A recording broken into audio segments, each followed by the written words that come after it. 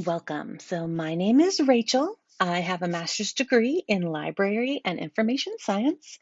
I am also a practicing artist, and this is a recorded video to walk you through some information literacy art research tips and tricks. Now, my introduction is a little bit long here, so I put a little tiny sticky note in the middle here for you to understand what I'm talking about first. I have 5 key points that I want to make sure I mention. Number one, libraries are here for you. If you are a college student, your college has a library and that library is there for you. It is your library. So please know that you can always reach out and ask for help. Librarians want to help you. Secondly, you cannot know everything about information literacy in one 30-minute instruction class. I have a 2-year master's in this. People get doctorates in this, and they don't even know it all.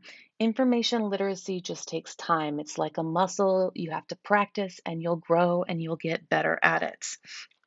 Everything I talk about is on my little art research guide here, which is similar to library guides. If you're ever confused about things, most libraries put out a library guide on lots of different subject-specific topics just for you. So, why do art research? Artists need to be able to talk about their work in a professional manner that talks about how we are contributing to the global conversation of art and culture. Whether you're going to go work for a marketing department, you're going to try to sell your work to galleries or online, you are going to need to be able to sound professional and talk about your work, talk about your artist influences, talk about movements. So, this will be a lifelong practice that you will develop over time. And thankfully, you're in school right now and you have time to do that. So, art research is messy. All research in general, it is a messy process. It's kind of like making art. You're going to start out, you're going to go down a path, you might get sidetracked, you might go down a side quest, you might follow a magic wizard down a weird path, and it might be really awesome, or maybe you have to backtrack and start over. This is the nature of research. And I honestly believe that art students, you guys are primed to do this work because it is very similar to what you do in art creation when you're making art. So basically, we're going to take what you already know about how to create art and we're just going to apply it to art research using library tools. So, what am I actually going to cover in this tutorial? I'm going to do 2 art research demos. I'm going to focus with an artist influence of mine and how I got there, Georgia O'Keeffe, you can see on the right-hand side here. And then I'm going to do art for a purpose. And then both of these I'm going to tie into a makerspace, and I'm going to focus on using Cal State Fullerton's makerspace as like how you would turn things into a creative work for a final product. And then I'm also using San Jose State database access since I'm on my home computer and that's what I have access to. So we're going to jump right in here. So on the left-hand side, you can see this is my art research guide. Now, if you scroll down here, one of the main questions I have students ask me all the time is, how do I pick an art topic? My advice to you is pick something that interests you. You can start from any place you want. You're going to bounce around between some different places anyway. So here's my advice. If you like a point in history or you like a certain movement, start there. If your teacher told you have work that's similar to a specific artist like me, you're going to start with a certain artist. You could say, Rachel, I don't know anything about this. I just know that I like to paint with acrylics. We could start with the medium of acrylics and narrow it down from there. You could go up to the makerspace and look at different tools and say, you know what kind of art is made with a sewing machine? And that's going to take us on a really fun journey of textile arts. You could do art for a purpose. Today, we're going to look at art in activism. You could do art for a product or art for a process, because some people don't make art for a final product. It's the process itself that is valuable. So my advice to you, pick something that interests you, and then you're going to start making a list of keywords. You can pick your keywords from anywhere. Now, I have on the right-hand side here Google, because I want you to know Google is not the enemy. Wikipedia, these are all great places to start gathering keywords if you'd like, if you use them regularly. I'm using Georgia O'Keeffe because when I was in a painting class, I had a teacher say, hey, you might want to check out Georgia O'Keeffe. I think she's an artist influence of yours. And it took me on a really great path looking at modernism and feminist art. And I paint a lot of flowers and she paints a lot of flowers. So this is a way that you can start building keywords, which can be anything. A keyword can be a person, a place, a thing, a theory. And once you have a list of keywords, we're going to go to library-specific databases. Now, I've had people say, Rachel, databases are scary. I don't understand. And the good news is you guys use databases all the time. A database is just a collection of resources. So for example, on your smart TV, if you have a smart TV, Netflix is a database of TV and movies. YouTube is the same. Amazon is a database of things to buy. You use databases all the time and don't even realize it. So the good news is you already know how to do this. We're just, again, going to apply it to library specific databases. And we're going to use OneSearch, which is kind of like a smart TV. It's going to look over a couple different databases at once to help get you started. All right, so we're going to start with the OneSearch. And we're going to use boolean operators to do this. So if you go to the library homepage, this is your OneSearch option. This is going to search across about 50 of the library databases at Cal State Fullerton. Now, say we do Georgia O'Keeffe, and I want to warn you, some databases are not great at spell check. So if you're struggling with your spelling, like sometimes I do, just go ahead and put it in Google. Again, it's not the enemy. Now, right here, you could click, if you're only looking for books at CSUF because you're there in person, you could click this. But we're just going to hit enter and look at all of them together.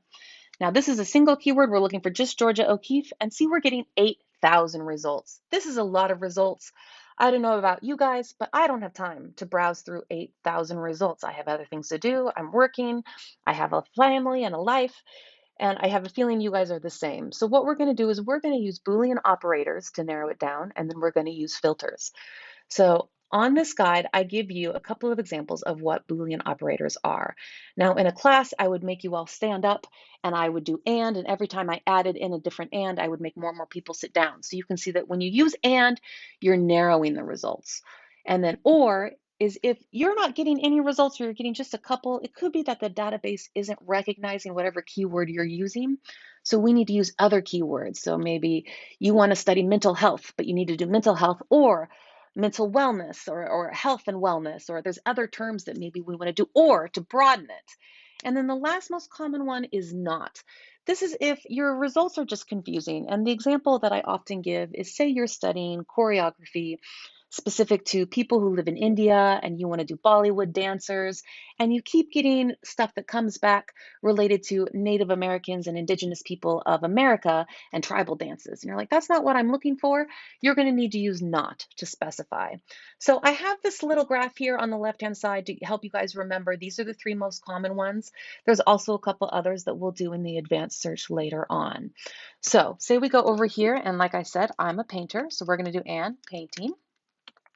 And we're going to go from 8,000 results down to 2,000 results. So see, every time we do and, we're limiting it down. And like I said, I paint flowers. So we're going to do and flowers. And we're going to take it from 8,000 down to 374. This is a much more doable number, but still, I don't want to scroll through 374 sources. So most of the time, your teachers are going to give you specific sources they want you to have. And the most common is scholarly or peer-reviewed work. Now, over here on the left-hand side, just like on a lot of shopping websites, these are filters that you can apply. Now, if you wanted just books, again, this is a great one. A lot of art books have really great images, so that could be a fun one. But today, we're going to do peer-reviewed journals, and we're going to hit apply filters. And when you do this, we went from 300 of results to 7. Now, 7 is a totally doable number. I can look through 7 sources. So I'm going to show you guys some of the really cool things that OneSearch can do for you. Now, if you click on the title, it's going to bring this record up. And before we click on the database here to actually take you to the article to get it, there are 4 things I want you to note here that are really important. Number 1, you are going to need you to cite your sources. And nobody likes doing this. This is not something that anyone just lives for, but it is 100% essential. You have to cite your sources. This is the citation generator. So I use APA 7. If you use MLA, click this one. You can copy and paste this. Now, warning, citation generators are rarely 100%, but it is a great place to get you started so you don't have to build your citations from scratch.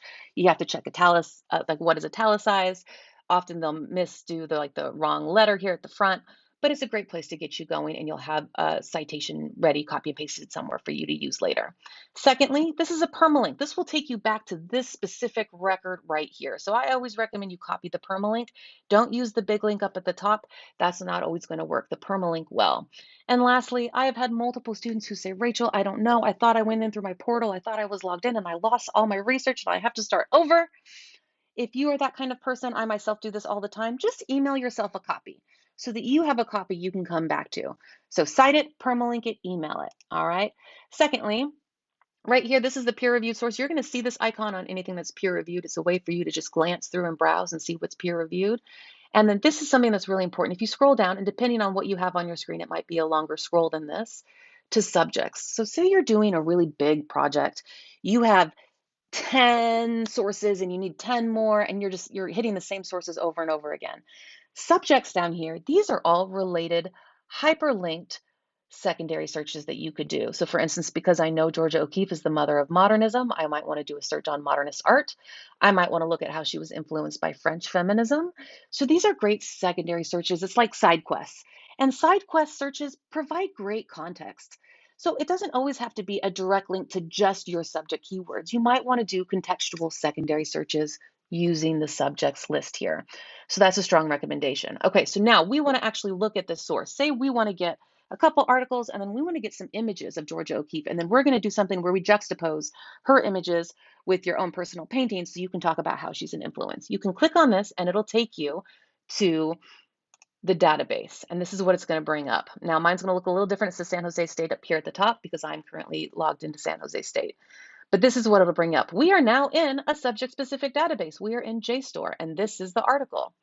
Couple things to look at right here on the page. Number one, if you are on your personal computer and you have space, just download. I would recommend that you download a copy of it directly to your computer so you could print it out. You know, maybe you want to annotate it using a PDF on your computer. This is a great way to make sure you have it. You could also check their citation generators, see if they're different, if it's better or worse than the one that you got from OneSearch. And then just like when you're in in an actual bookstore or library and you're on a shelf and you're looking at books that are nearby, these are related texts. And you might find 2 or 3 other sources by just looking through these. So this is a great way to start building your sources once you have a really great source that you like. Now, say you've gotten 5 sources and now you need images. You could go to ArtStore database. Now, JSTOR owns ArtStore, so I'm just going to stay in here. In an actual tutorial at Cal State Fullerton, I would walk you through going through the homepage, go to databases, click on ArtStore. But because we're already here, I'm just going to click on JSTOR. And say you want to look up Georgia O'Keeffe. Now see, I'm spelling it and it's doing it. It's giving me the spelling differently. It's saying, nope, you didn't spell that correctly. But sometimes it won't. So just know that, okay? And then we're going to do it again, and flowers, okay? And we're going to hit images. We just hit all content, but you can click images and it's going to give us just images. Okay. So like I said, I paint flowers.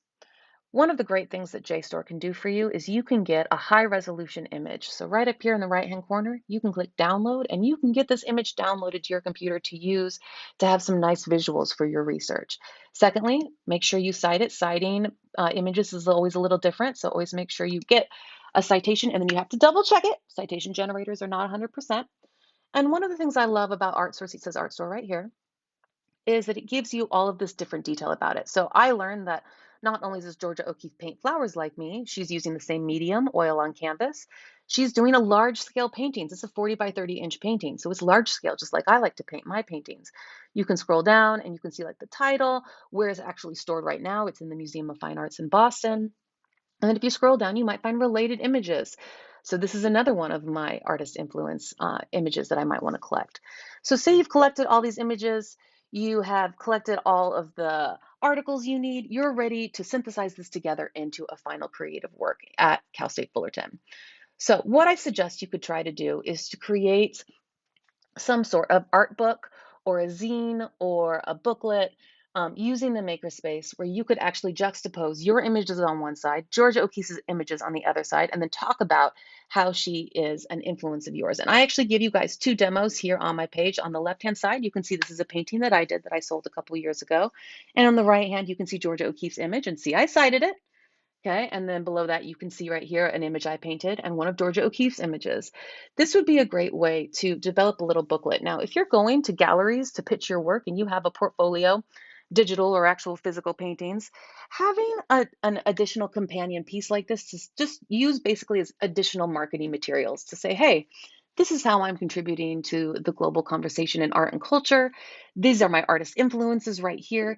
It makes you look more professional. It makes you look like you understand that we don't create in a vacuum. And so this might be a really fun final creative product that you want to use using the library makerspace after you've done all your research. So that is the end of the first demo. Now I'm going to do a advanced demo. And for this one, I want to start with an example of a lot of art might come from, or you might be seen it discussed in pop culture. So for instance, I saw this link. This actually popped up on one of my um, social media feeds, and I have no idea how legitimate the source is, but it really inspired me. So this was 12 famous protest art examples. And I was like, these are really fun. This is really cool. So say I decided I wanted to do art and activism based on this. Maybe I collect some keywords from this. I look at some different artists. I think, okay, this is a really fun thing. This is art for a purpose, and this is something that I want to look into. Okay, so we're going to do a very similar thing, but this time we are going to start with the database list. All right, so we are going to go to here, and I'm going to go to the home page. So I'm going to show you how to get there from here. So if ever you're lost or confused, I recommend you just come back to Cal State Fullerton's homepage. You can always do a OneSearch or you can do an advanced search right here.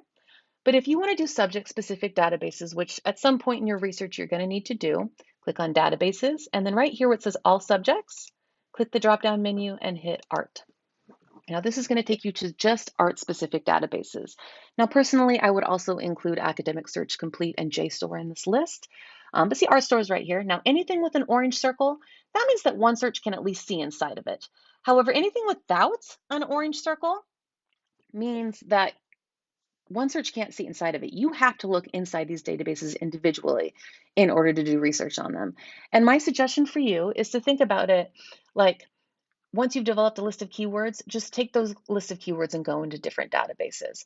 All right, so you're going to click on one of these. Now, again, because I'm at my home computer, I'm going to start here, and it's going to take you to like an EBSCO database. And up here at the top, you can see it says Academic Search Complete. But if you hit Choose Databases, we could do anything that EBSCO owns. So we could do Art and Architecture, Art Index Retrospective, which is the one that they show on Cal State Fullerton's, and then you hit OK. So we are now searching across 3 EBSCO databases. All right, and say we want to do art, okay?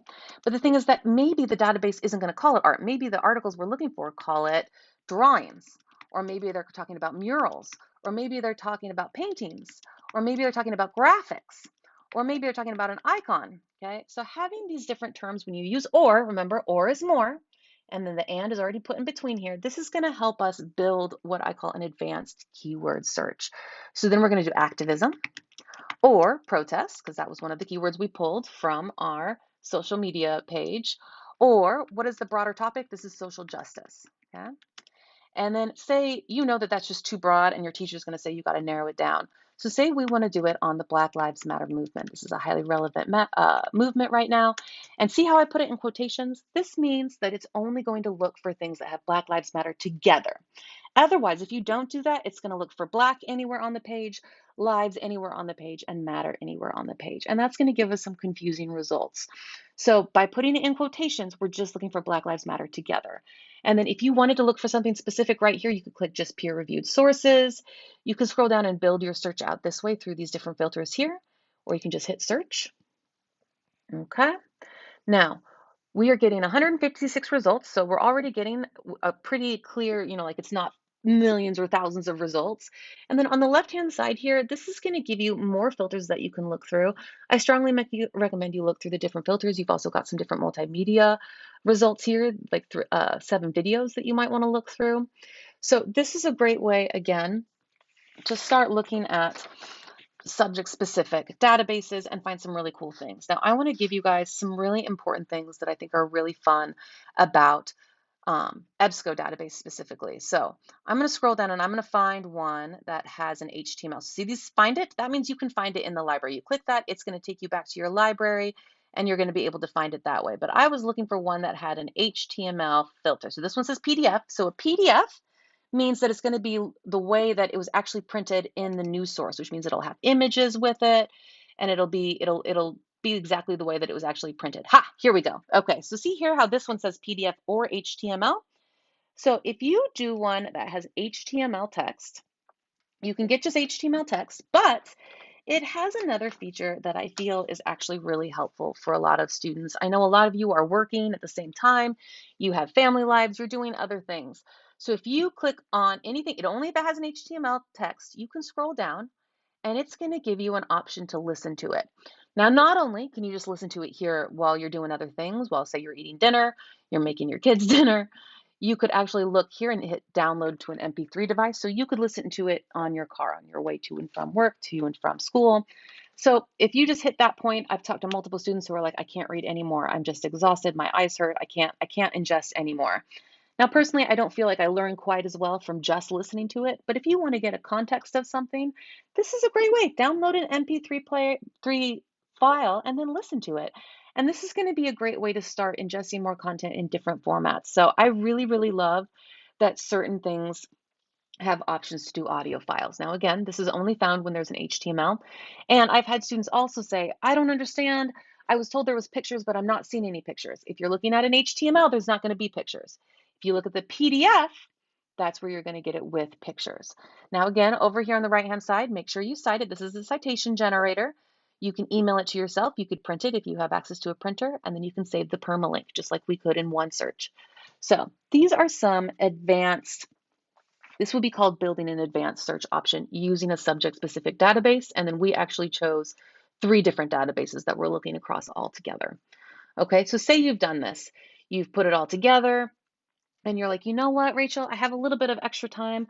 I would love some primary sources. Now, this is an advanced technique. I don't think that a lot of you will get to this level, but I want to include it because Cal State Fullerton has this really great collection in the Freedom Center. So say you're back in OneSearch and you keep seeing this available at special collections.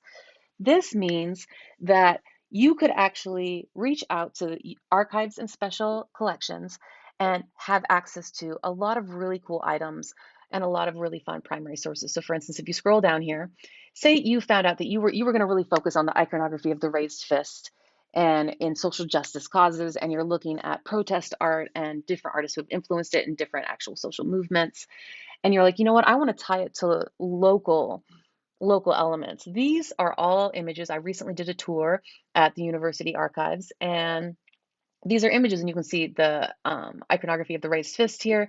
This would be a way that you could actually include primary sources that are local based on your research topic. Okay, and that's if it says special collections, that means it's going to be a little bit harder to find. You can go under guides into the university archives and see some of the cool special collections that we have here. Now, I know for most of you that would be advanced. It's beyond what we're doing today, but I want to give you guys that option. Now, we're going to talk about what happens next. Okay, you've gotten all your articles, you've gotten really cool images, you are ready to move on to creative works. You get to synthesize this however you want. This means that you get to reach down in yourself and you get to decide how you want to mix it all together and make something new. I'm going to give you a couple of possibilities using the makerspace at Cal State Fullerton. They have a book and zine making option where you can make books and zines. This has been a very popular thing. Like I said, I mentioned doing it as a marketing tool for portfolios, but you could also do it with protest material. And you also have protest art. So you could make buttons, actually clip on to a backpack or a shirt. You could make posters. You could sew a flag if you're going to actually go and do protesting. This might be a fun way to integrate your research into something that actually you're going to take out and use. And then I also mentioned this option. You don't have to create a final product that is something that's directly related. So you want it to be a little bit more indirectly. So this is an example of someone being inspired. So this is an artist that she takes her watercolor paintings, she rips them up, and she combines them with lace and fabrics and thread and makes abstract landscapes using a sewing machine. And we have a sewing machine at the Makerspace. So one of my suggestions for artists who are already established, you're like, Rachel, I have all the tools at my house. I don't need any more tools. I would recommend look at maybe how you could be inspired by something that you don't usually use, how you could incorporate something new and fun into your art that might make it a multimedia project or might make it different and take you down a fun side quest or rabbit hole.